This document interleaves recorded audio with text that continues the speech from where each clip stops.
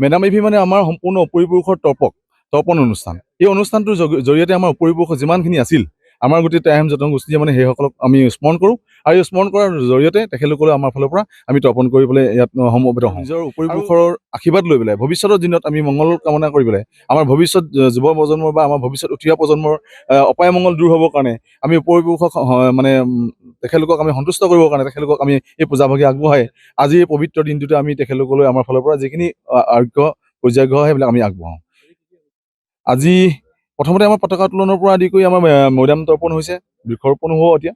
তাৰপিছত আমাৰ বানভি পূজাভাগি হৈ গৈছে ইতিমধ্যে।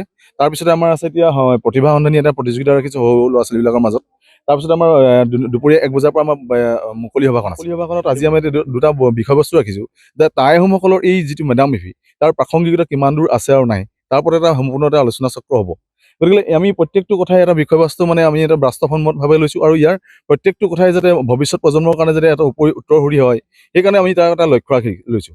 আৰু দ্বিতীয় কথাটো হ'ল কি, আমি সম্পূৰ্ণৰূপে আমি আমাৰ নিজৰ যিটো পৰম্পৰা অনুযায়ী আজি আমাৰ এটা দুপৰীয়া আহাৰ এটা ৰাখিছোঁ, আমি আহাৰ গ্ৰহণ কৰা এটা কাৰ্যসূচী আছে। আহাৰ গ্ৰহণ মানে কি, প্ৰত্যেকে কয় যে মেডাম মেফি মানে মদ আৰু গাহৰি।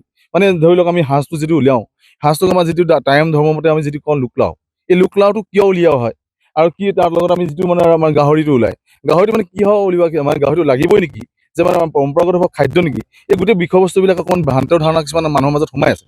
গতিকে আমি সেইবিলাক সম্পূৰ্ণৰূপে পুংখানুপুংখভাৱে গোটেই প্ৰত্যেকটো বস্তু আমি প্ৰত্যেকজন ব্যক্তিয়ে যাতে জানিব পাৰে, সেইকাৰণে মেডাম মেফিৰ উৎসৱভাগি কেনেধৰণে উদযাপন কৰোঁ আৰু ইয়াৰ কি প্ৰাসংগিকতা আছে, এই বস্তুটোৰ ওপৰত মানে সম্পূৰ্ণ এটা আলোচনা হ'বলগীয়া হৈ আছে। গতিকে ভাবোঁ যে মদ আৰু গাহৰি মানে মেডাম মেফি নহয়।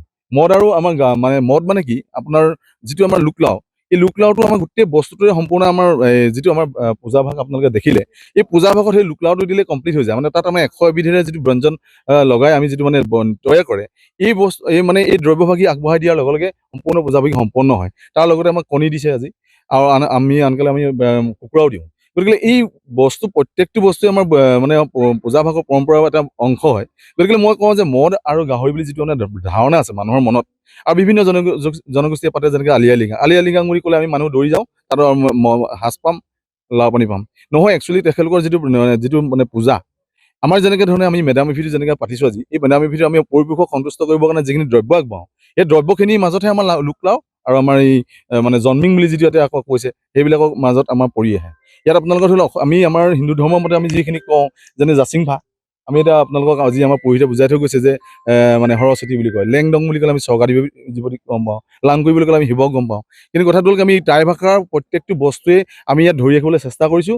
যদিও আমি টাই ভাষাটো আমি কমপ্লিট নাজানো, হ'লেও আমি ইয়াত ধৰি ৰাখিব বিচাৰিছোঁ, আৰু সেয়ে আজি এই পৰম্পৰাগত আমি এটা গতিধাৰা অব্যাহত ৰাখিছোঁ।